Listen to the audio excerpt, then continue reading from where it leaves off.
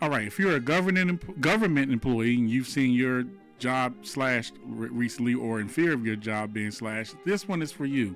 And if you're in the job market, or if you are just on the job, right, and you're not really sure where the economy's headed and what that means for your job, we may have to look at revisiting the job market, how to interview, and making sure the skills that you are using on your job now are transferable either to another job or even another career field. Do we know how to market ourselves? Do we know how to make sure that the skills that we're using every day to thrive are transferable and that we can sell them to another employer? The importance of practicing interviewing, the importance of knowing how to job search, salary negotiations, these things Russell Craigwell Consulting is here to help us with and to tell us about. Truth. No chaser. All right, thanks for joining us again, y'all. So in these times of uncertain times in the economy, in the jobs market, for one reason or another, this may be a time where people are thinking about pivoting and positioning themselves for new opportunities, new career paths, or in the same career path but a new job. What are, some things that we can talk about as far as preparation in that area and readiness considerations, things that they want to keep top of mind if they're in that mindset? So we talked about this a little bit earlier, and what comes to mind is don't wait until you're in the space of really needing something right now in this moment, but get prepared now, right? And what that looks like is getting out there and applying for roles, seeing what's out there, seeing what skills you have that are transferable, meaning communication skills, right? Being able to delegate, being in various positions will give you a certain set of skills, but you have to be able to say what skills do I have today that no matter where I go, wherever, whether it's government, whether it's engineering, whatever it is, these skills transfer. And so being able to do that, also putting yourself in a position where maybe you go to job fairs, right? Looking on LinkedIn to see what's out there and being able to say, let me go ahead and try and schedule some interviews, apply for jobs, and not putting all your eggs in one basket. And what I mean by that is so many times we will look for a job, we will put our name in the hat, we don't get it, and we are so disappointed that we stop. Right? We stop in our tracks and it's, oh my goodness, I didn't get this opportunity. But reality is you're going to have to pace yourself, and you might have to get 5 no's before you get that 1 yes. And we are in a market today where recruiters do not always get back with you. So you go, you interview, or you apply, right? You might interview, but if they don't get back with you, keep going, right? Don't wait on someone to call you. Instead, continue that process. So that's what I would say. You definitely want to keep top of mind. One of the things that I always have a question myself on what you said is, transferable skills. If I don't have a license or a certification or a piece of paper that says I can do this thing, what can a transferable skill look like? Some examples. You want to go? You want me to go with it? So Tish ran off a couple of them, like communication, whether it's written or verbal. You demonstrate that by the way you respond in writing, by the way you respond when somebody asks you a question. It's also about storytelling. So people in interviews, they typically don't ask you yes or no questions because what you're going to say is yes or no. But if I ask you to tell me about a time, then what I get is the experience. They're looking in your story for, I know I need a particular skill set. By you telling your story, you're going to tell me about whether or not you are computer literate. You're going to tell me about social media. You're going to tell me, I'm going to get a feel for your actual communication style by you telling that story. So it's not, you can write it down and then I'm going to ask you a question about it. So that's why you got to be truthful on your resume. So when you put that thing down and I ask you about it and you don't have a story, you don't have the narrative to go with what you wrote, then you might in fact not have that skill at all. I've always wondered about that. Tell us about a time where question. I'm about to say that's unfair because now you ask me to freestyle. But I'm not. Because if I know if I have good leadership qualities, right? I mean, I know shooting the breeze. I can probably think of some stories that might pop up in my head in common conversation, but on the spot. on the spot, but if it's about you, and you said, like, one of my skills is leadership. So, Frankie, tell me about a time that you helped somebody through a situation. Tell me what your definition of leadership is. Tell me about a time that you were a mentor. Tell me about a time you helped somebody succeed. Tell me about a time in which you had to manage conflict. Tell me about a time where you didn't see eye to eye with someone or something. So that's said. Part of the preparation. Those you guys are saying, yes. Just have that lined up because you said that you were good at it on your resume. Right. Yes. Well, don't write it down if you can't Right. tell me about it. Right. Let's start there. Let's back up. Like, don't write it down. You can't tell me about it. Don't write it down. Yeah. Because now you are disingenuous. And if I ask you a question, and there are some questions you might get stumped by, but you put this on here and you said you were good at this. So tell me why. I'm not putting you on the spot. Yeah. I'm just asking you about what you wrote. And with that, Okay. while you're in the market, I fancy myself a funny cat. Like if somebody said like, all right, so tell me a joke. I'm like, oh shit. Well, you know what I'm saying? Like I might get stumped. and going back to Jay's question, you don't need, I think people get so hung up in, I need a specific degree. I need a specific certification to do this job. Do you? And so a lot of companies will look at your years of experience in said capacity over someone that has a certification in something. And I'm going to give you an example. While Nneka and I both have degrees, Nneka has a certification in HR. I don't. Right? And so it's okay. It doesn't mean that, man, Latisha can't, she's not as knowledgeable. That's not the case. Nneka studied, and I didn't take the test and pass it, right? So I personally know that is something that she has. I don't need a degree to do HR. Nneka doesn't need a degree to do HR. It is years of experience, right, that you have been ingrained in this business, and we've worked our way up, and that is why we are where we are today. And so I don't want people to get hung up in degrees, especially if they are impacted by what's going on today. Right. And so it's about what can I do with the skills that I have. And can I just add to that real quick? I'm not sure if you guys know this. This is not a conversation we have. Latisha and I both have master's degrees. I have a master's in HR, but I originally went to college for computer information. Yeah. My degree is in IT. I did that for 362 days, and I was like, this is not my jam. And now I need to figure out how to talk about myself differently and do something else.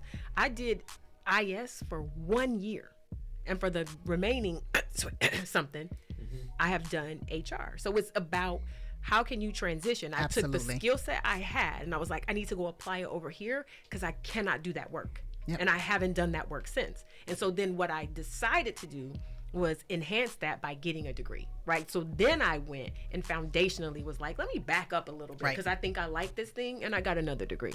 But I was able to talk about my transferable skills. Absolutely. I work well with people. I can work with clients, and that's ultimately what HR was about. So it wasn't, I didn't set out talking about, you know what? I'm gonna go into human resources. But like, before who did that. Before we leave the degree thing though, right? So let's just talk about general job market. I have a degree. Okay.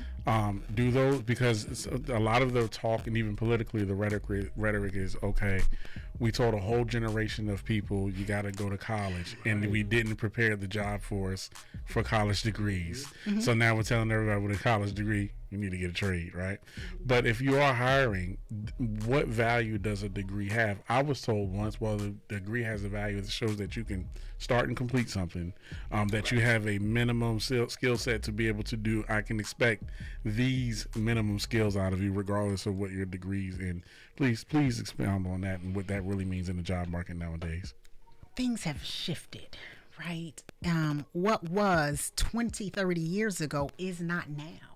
And while, yes, we want to tell our children and what for to go to school and get a degree, to Nneka's point, my degree is in telecommunications. Then halfway through, I was like, I think I want to be a mortician. So I'm going to switch up, right? And it wasn't until I went to school and got my master's and was like, okay. Right? Master's, I did organizational development with an emphasis in HR. But I didn't start in that field until after I graduated. And so while, again, yes, it is so valuable to have a college degree. Great. But does that mean you cannot land a great opportunity without it? No. There are people making 6 figures with no college degree. right? And so think about most people that are, not most, a lot, IT, project management, what other like industries that you don't have to have a degree per. HR, you don't have to have a degree per se, right? And so I think that is, yes, how we were raised, and we wanted them to, they wanted us to go to college to get a degree, but is it important? No. It is what skills you have gotten along the way. Okay. And so, I got to add to that just really quickly. Go and add to it, because I'm going to add one more question before I don't want to belabor this one, Yep. but I have It's some okay. really pertinent questions for folks. But no, please go ahead. Okay, so the quick add is that goes back to what we were talking about a moment ago. So yes, there was this time when people said it showed a level of discipline. It did show that you could start something, you could finish something, but what it did, in theory, was took you to the next level. So when I needed you to write, when I needed you to serve, when I needed you to understand what I just said a minute ago, those basic principles, I could do HR. I was doing it before I got my degree in it, but I went back and I got some baseline information. Technically, I already had it, but in my mind, it helped me. It helped me be stronger. That's just me. There was also probably in the last 10 years this thought that a master's is the new bachelor's, right? You had the bachelor's, right? You've heard that before, that you had to have all these advanced degrees because so many people had degrees. But if I don't have any of that, what does it take me back to? It takes me back to, tell me about a time when you exhibited leadership capability. Nothing that I went to college for taught me that, right? Nothing that I went to college for taught me how to interact with people who were unprofessional, who might not like me, who didn't come from the same background I did. Life taught me that. And if you can't tell that story, then yeah, you might need some education. You might need some formal education because you have an innate inability to tell me about a time. Does that make sense? Absolutely. Can I add one more? Then I'm done. No, I'm sorry. y'all are so articulate. We have two candidates in front of us. One has a college degree, undergrad, master's. Let's throw in a doctorate. Then we have someone that doesn't have a college degree, right? The person that doesn't have a college degree has been in the industry and can fully articulate the values and what they need in order to perform this said job, right? They've even done the job and they nailed it, right? That interview was amazing. I'm going to pick 9 times out of 10 this person that does not have a degree but has been ingrained in the business, knows what to do, knows the thing about transferable skills, knows how to get in there, knew how to answer my questions.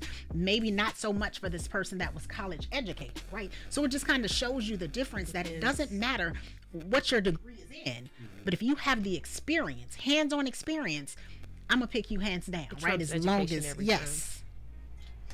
That's it. Your motto is, it's not what you did, but it's what you know. Yeah. It's not what you know. Or rather, not what you know, but what you did. Or what you can show. What you Not show. what you know, What what you you can show. show. Not what you know, but what can you prove? Yeah. Well, then that leads into the next question. Then actually, right? Because the next question is resume tips, outdated practices, red flags, and the reason why it leads into the next question is, okay, if I don't have the formal education but I want to get into this industry, like Latisha said, you can do HR without a degree, you can do this, you can do that with these transferable skills. If I want to get into this industry, what is my launching pad then? You want me to start? Go for it. I have Okay, a few so things. so now I'm going to be a little contradictory, only because I think there are some spaces and places that are more difficult to do that. I really do. Yeah. And if I'm being honest, I think HR is one of those. Why? Because there are things like people think that people Know what you're about to say. yeah, people think that all HR does is hire and fire. I don't fire anybody. I never have. Now, I might have given you the message that you are no longer needed here, but it wasn't my decision. Your actions led to you being separated, Correct. right? Typically, I might train a person on how to hire a person, but I've read thousands and thousands and thousands of resumes, but then I've passed them on to a hiring manager and said, here's the 27 people that you should talk to. There are also some things fundamentally, I think I said earlier, I'm not a lawyer, I don't play one on television, but you have to know the legalities of your state, your city, your government in order to function well in an HR space. So I say that to say sometimes that can be a little bit more difficult, but if you can talk me through it and what you've done and how you've interacted with people and the things that you did over here that I can transfer over here, we can talk about it. There are some instances where, you know what, all I need you to be able to do is this, that, and the third. And you can tell me that you can do that, and you can't get that out of a book. There are things that you cannot get out of a book that just tell me about your life skills, right? Tell me how you handle difficult situations. Like Tish mentioned earlier, tell me about a time when you did X. That's why you hear those questions, because I can look and see what you got on a piece of paper, but functionally, how did you apply it? A really good friend of mine said to me the other day, there's smart and there's intelligent. Smart is, right, you got it, you pick it up, but intelligence is your application of what you know. And you might know a whole bunch of stuff, but you can't apply any of it. Therefore, you will just continue to be smart. And you can't tell me the story around how you intend to apply your smarts. So I think you could, and I'm going to say this and I'm going to stop and let Tish comment. I mentioned earlier, what is your inventory? What do you do well? What has somebody told you was an area of opportunity, and what did you do to fix it? Because those are the kind of things people want to see. I want to see growth, right?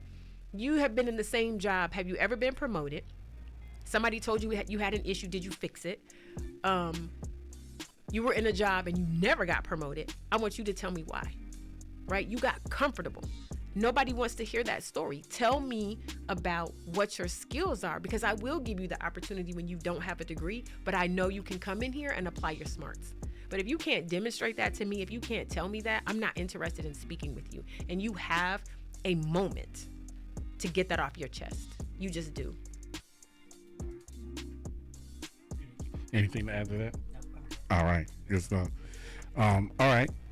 Next, a little bit more on the resume tips and outdated practices, red flags, things you say, okay, I've seen this before. Let's make sure we stay away from this, folks. Don't want to do that, okay? Like those things. Go for it.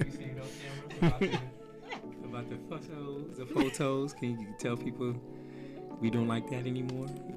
We never did. You never did? Oh, for real? You ready? No, go ahead. So I'm sorry, was the question what's outdated? Yes. Well, outdated and red flags, and then also resume tips as well.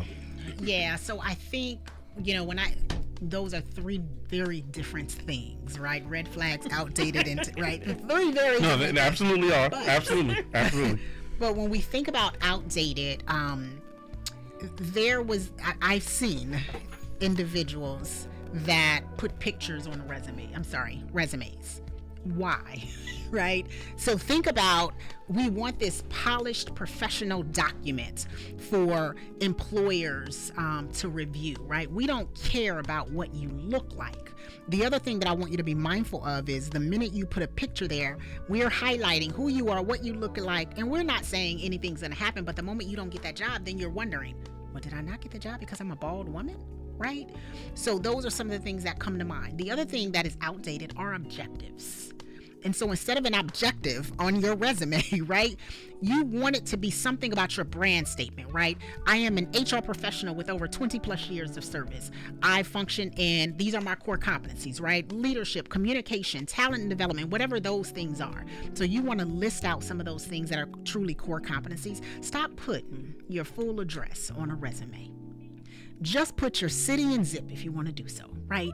Those are things that we don't want to see on your resume. We don't want to see nicknames on your resume, right? I need to update my resume immediately. We don't want to see nicknames on your resume. And the other thing that I would say that is so outdated is stop putting references available upon request. That is outdated. If we want references, we'll ask, right? But don't put it on your resume. And then the last thing that I'm going to say, I know I said that was the last thing, right? Wait, I'm sorry. Don't put references upon. At the end when you say references available. Yeah. Okay. Yeah. I was unaware of people that did that. Okay. Yeah. Okay. All right. And then the very last thing that I'm going to say is maybe you are a woman that is 50 years old, right? And you switch jobs every 2 years from the time you were 17 to now 50, and you have listed all of the jobs, and now your resume is 5 pages long. We are not going to read beyond maybe 2 or 3 pages. And so what you want to do instead is you list out, my philosophy is anything over that 10-year mark, you want to just summarize it at the bottom, right? And whatever that company is, its company name from this date to this date, and just summarize, right? And then after a while, you just leave them off. So those are the things that I would consider as outdated things on your resume. Can I just say this, because it's not outdated, but Latisha mentioned something. I don't want to lead. I need society to know that there are different types of resumes. There are, right? There is chronological. There is functional. There's another one. What is it? Functional, chronological. There's like 3. Yeah. And we can't think of them right now. But chronological, typically you can use that when you're a little bit younger. You're working your way up to your 10 years. So tell me the things that you did, right? Most recent to last, because you haven't quite gotten to your 2 pages. When you're, if what Tish described is happening with you and your joint is 5 pages because you had all these jobs, you need a functional resume. Here's the brand statement. Here's my achievements, so people can get a summary of you. And if your resume is more than 2 pages, take it out right now and start redlining it, because nobody is reading that. Nobody. I go by the 1-page rule. There you go. It's got to fit on 1 page. I think we have a difference of opinion when it comes to that, and that's okay. Go ahead. I don't, right? I've been in the market for some time, and so my resume is not 1 page, and it will never be 1 page ever again, right?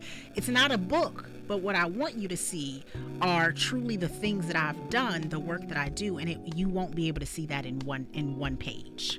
And so everyone is different, but don't think that it has to be 1 page, right? They won't read it if it goes beyond, if it's 2 pages. And can I just say this? I'm trying not to say something after everything that Latisha says. Go for it. But the other thing is, and this is just the reality of people and their time, you're getting a glance. And the Absolutely. glance is either going to be, I'm going to take a closer look, or it's going to be, I'm not going to look at all. And so if I look at your resume and it's for a particular position and it's 1 page, I'm gonna be like, you don't have enough experience.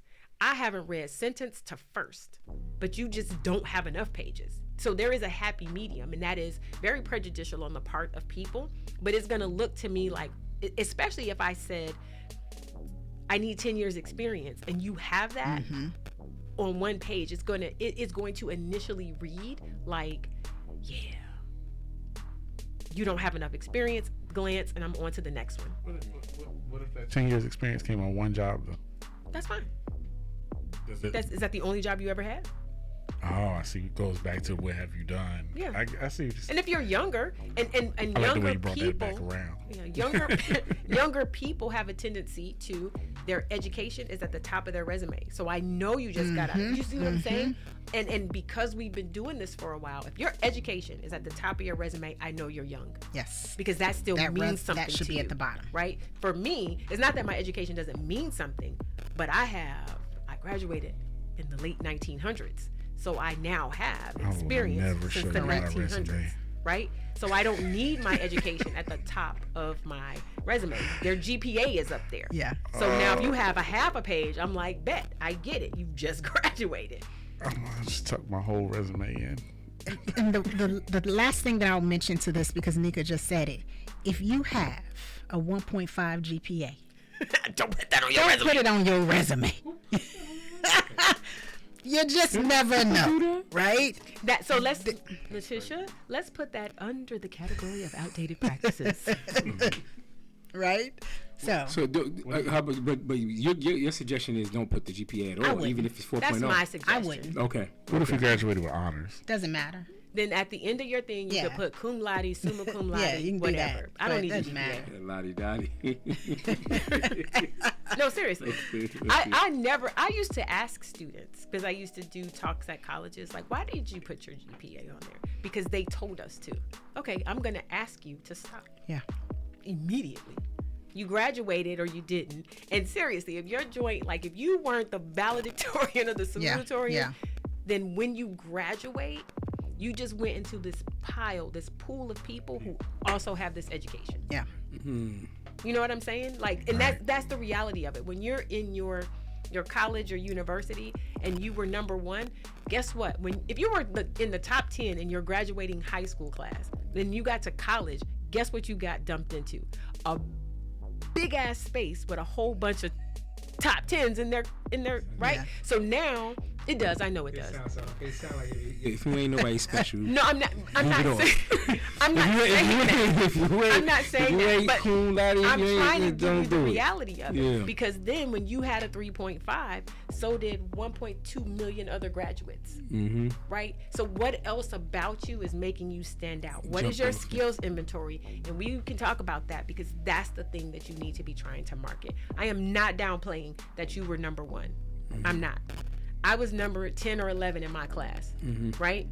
I knew I was smart. That makes sense. But guess what? When I went to my little HBCU, it was a bunch of valedictorians running around. So how does my 10 look to your 1 and your school had 700 kids and mine didn't? Right? I'm like number 400 in your class. Yeah. So I'm not special in that way anymore. And that's what happens when you graduate and your resume is up against the likes of everybody else that applied for this job. Yeah. And the same goes for adults with experience. How are you standing out? And if you thought putting your picture on your resume was the answer, ... Now, if I can add one quick thing, and this is more personal, right? Like, really, because I want to speak to the person that is struggling with maybe finding a job, and they feel like, man, but I don't have good grades, and what type of job can I get? I was on average a C or D student in high school, right? On average. College, I was average, maybe a C. But it wasn't until I went to grad school where I was like, man, I've got to shift. But it wasn't because I wasn't smart, but you never know someone's life circumstances, right? And where they've come from as to why maybe their grades just were not an indicator of how smart or how intelligent one was, right? And so I don't want someone to get discouraged because maybe they didn't go to this large university, or maybe they didn't have a 3.5 or 4.0 GPA, but knowing that it is all about how you show up and represent yourself. It is about the skills that you've got, and it's about your grind. And let me be honest, right? Sometimes I hate the word, but I'm gonna use it now. It is about you being able to get up there and pick yourself back up, even in those moments that you've got no. And so too many times people, especially, our young generation, are like, oh my goodness, I didn't get this job and I don't know what to do. Even adults, pick yourself back up and do it again. Resilience. Yes. Amen. Amen. I love it. That's a good word. All right. Now, gotten how we relaunch ourselves. We've gotten how we prepare ourselves for pivot. When we're looking for a job, lots of places to look for them. What is some really good ways to say, okay, I'm throwing myself out there. Job fairs were popular when we were coming out of college. Are those still useful, or are they a waste of time? And if not, if they are useful, what are some other useful sources to direct your energy for job hunting? So I think it depends on the type of job and or industry. I'm a fan of LinkedIn. I find jobs on LinkedIn day in and day out, right? And so that is the go-to. There is Indeed. So many people are on Indeed today, but it just depends on the industry that you are in. Are job fairs still a thing? They are, but it just depends, right? Where I am at my stage, I wouldn't do a job fair, but I would if my job was impacted and I needed to practice. I got to say that again, right? I need to practice interviewing. I need to know what's out there. I need to know who my competition is, right? And so in those cases, no matter what level you're at, I would absolutely still use job fairs for that. Nneka? I agree with what Latisha said. It's really good practice. You see your competition in real time. You see what's out there.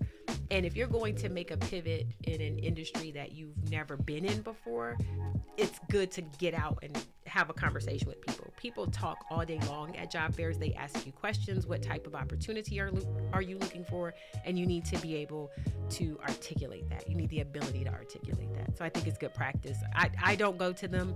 I stopped some time ago, and I did other things. Latisha mentioned LinkedIn. I love LinkedIn, and I will oftentimes recommend that people register with like a oh my gosh, I just lost it. The job placement, like staffing companies, so that they can do some of the work for you, depending upon the type of work that you're trying to do. So, and the last thing that I'll mention is there is power, right, if financials allow for you, in conferences.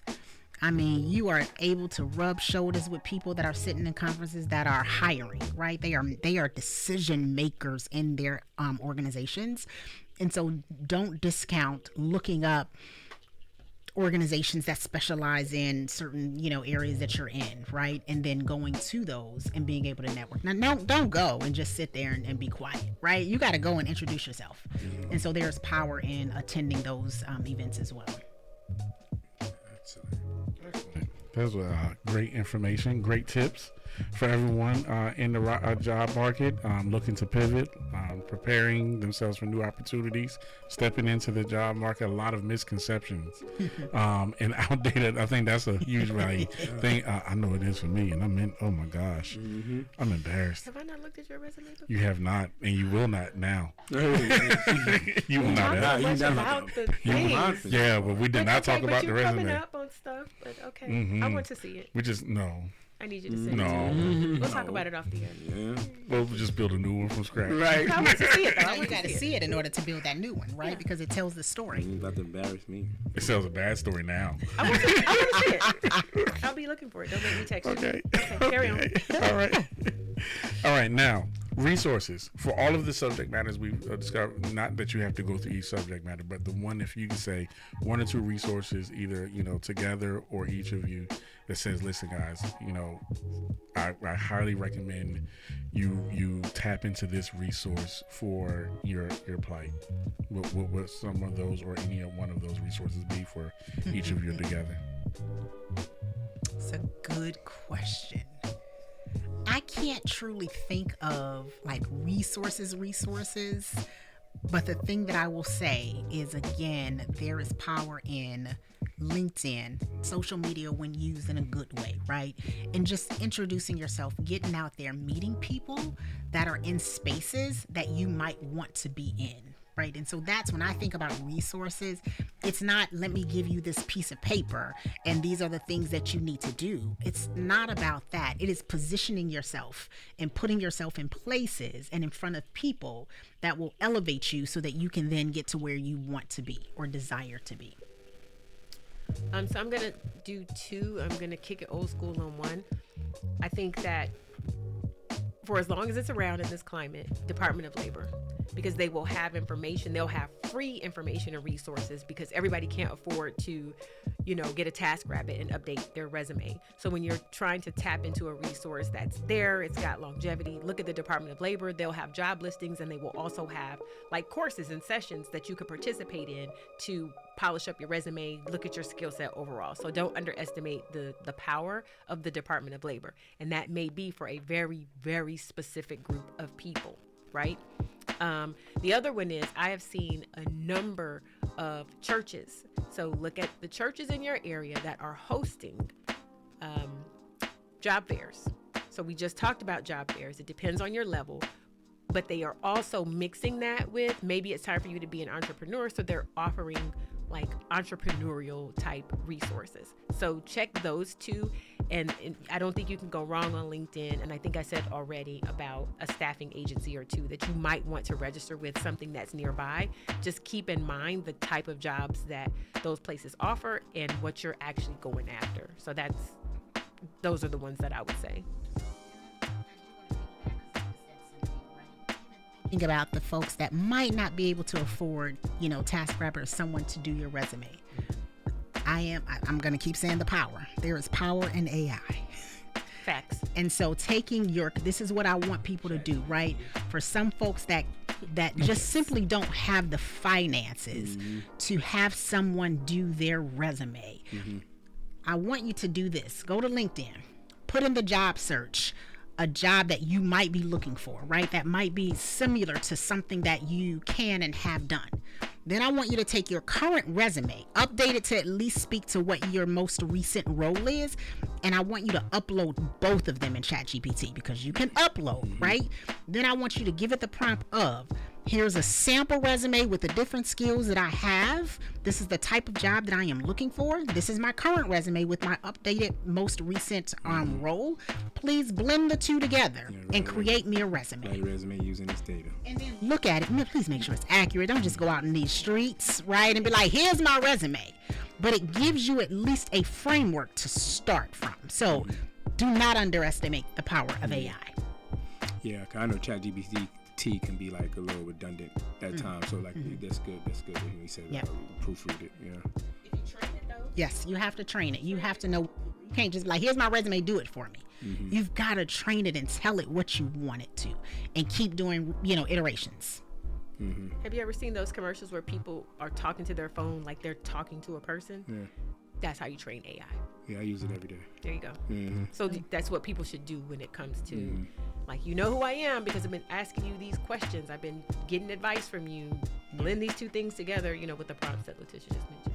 You know how it works. Yeah, absolutely. Start using AI. I've never used it before. That's amazing. Yeah, I need to start. And once you've used it a lot and you train it, it's spooky. All right. So thank you all for joining us, everyone. Russell Craigwell Consulting, specializing in HR. Obviously, as you've heard, we've talked about how to distinguish yourself in preparation and pivoting into the new job world and market for yourself, how to market yourself, tips and tricks for your resume, some outdated practices, some definite no-nos, and where to find the best resources for uses of your time in job searching. And I like what Latisha said there. It really depends on the job and the industry. So it's not a blanket one for that one. Really quickly, you all gave some great information, and it is quite clear that you are a wonderful resource both for individuals and companies. Please give your contact information to where someone could find you. We can be reached at info@russellcraigwell.com. RUSSELLCRAIGWELL or russellcraigwell.com. Awesome. There you have it. So, Frank, you got anything to add before we close up out?